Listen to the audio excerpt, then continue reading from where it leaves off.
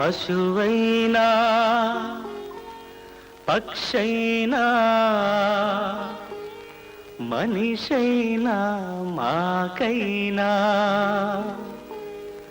అమ్మ మనసు ఒకటే, అమ్మ దైవం ఒకటి. తను వెళ్ళా కరగిల్చి తన బిడ్డలకా వెలుగులు పంచి చీకటిగా తన జీవితమంతా చిరికిపోయినా చితికిపోయినా చితి మంటల చిటపటలో కూడా చిరాజీవ అని దీవించేది అమ్మ మనసు ఒకటే,